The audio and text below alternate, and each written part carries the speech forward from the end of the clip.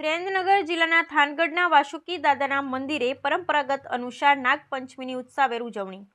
મહાભારતના મહાકાવ્યમાં ઋષિ અસ્તિક રાજા જન્મેજયને બલિદાન આપતા અને આખરે સર્પ સત્રનો નાશ કરતા અટકાવે છે। આ બલિદાન જન્મેજય દ્વારા તેમના પિતા પરીક્ષિતના મૃત્યુનો બદલો લેવા માટે કરવામાં આવ્યું હતું, જે સાપના રાજા તક્ષક દ્વારા માર્યા ગયા હતા। જે દિવસે બલિદાન બંધ કરવામાં આવ્યું તે શ્રાવણ માસમાં શુક્લ પક્ષ પંચમીનો દિવસ હતો। આ બલિદાન દરમિયાન સમગ્ર મહાભારતનું સૌપ્રથમ વર્ણન ઋષિ વૈશંપાયન દ્વારા કરવામાં આવ્યું હતું। ત્યારથી તે દિવસે નાગપંચમી તરીકે મનાવાય છે। નાગપાંચમ પરંપરાગત પૂજાનો દિવસ છે, જે સમગ્ર નેપાળમાં હિન્દુઓ, જૈનો અને બૌદ્ધ દ્વારા મનાવવામાં આવે છે અને અન્ય દેશો જ્યાં હિન્દુ, જૈન અને બૌદ્ધ અનુયાયીઓ રહે છે, હિન્દુ કેલેન્ડર મુજબ શ્રાવણના ચંદ્ર મહિનાના તેજસ્વી અર્ધના 5મા દિવસે પૂજા કરવામાં આવે છે। કેટલાય ભારતીય રાજ્યો જેમ કે કર્ણાટક, રાજસ્થાન, બિહાર અને ગુજરાત તે જ મહિનાના અંધકારના દિવસે નાગપંચમીની ઉજવણી કરતા હોય છે। આમ જોવા જઈએ તો સુરેન્દ્રનગર જિલ્લાના થાનગઢની ભૂમિ પવિત્ર ભૂમિ છે અને આ ભૂમિ પર વસતા લોકો પણ ધર્મપ્રેમી છે।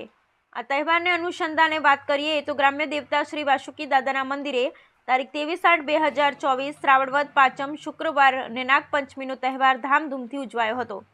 નાગ દેવતા શ્રી વાસુકી દાદાના થાનગઢના ગ્રામ્ય દેવતા તરીકે પરંપરાગત રીતે પૂજાય છે। આ દિવસે માત્ર થાનગઢ જ નહીં પરંતુ સૌરાષ્ટ્ર તથા ગુજરાતમાંથી ઠેર ઠેર વાસુકી દાદાના ભક્તો દાદાના દર્શનાર્થે આવતા હોય છે।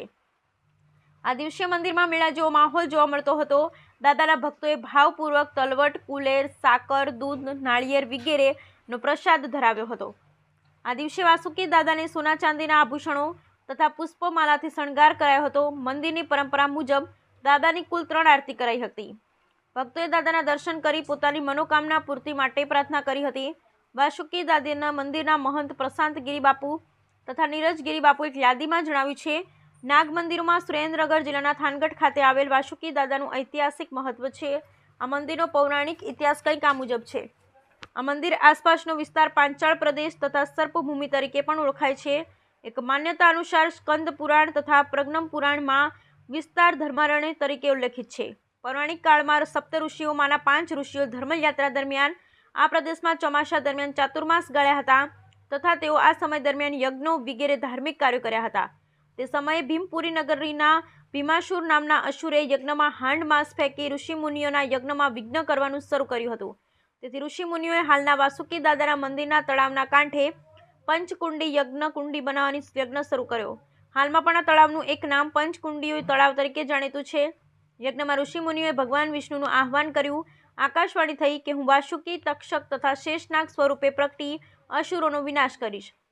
કર્ણવ ઋષિને શેષનાગને પ્રાર્થના કરી કે હે નાગદેવ, તમો આ પ્રદેશના રક્ષક દેવતા બનો અને પ્રજાનું કલ્યાણ કરો। શેષનાગે કહ્યું, હું તો પૃથ્વીનો ભાર વહન કરું છું, તેથી મારા બાંધવ વાસુકી નાગને આ પાંચાળ ભૂમિના રક્ષક તરીકે સ્થાપિત કરું છું। ત્યારથી પાંચાળ ચોવીસીના રક્ષક દેવ તરીકે વાસુકી દાદાની પૂજા આ પ્રદેશમાં થાય છે। શ્રી વાસુકી મંદિરમાં સંવંત 156માં મહંત શ્રી સુખદેવજી ગિરી બાપુએ જીવંત સમાધિ લીધી હતી। આશરે 1001 વર્ષ જૂનું રાયણનું વિશાળ વૃક્ષ આવેલું છે, જેની પણ પૂજા થાય છે। બારોટના ચોપડે આ વૃક્ષનો ઉલ્લેખ જોવા મળે છે। નાગદેવ શ્રી વાસુકી દાદા કાઠી દરબારમાં ધાંધલ દરબારના ઈષ્ટદેવ તરીકે પણ પૂજાય છે।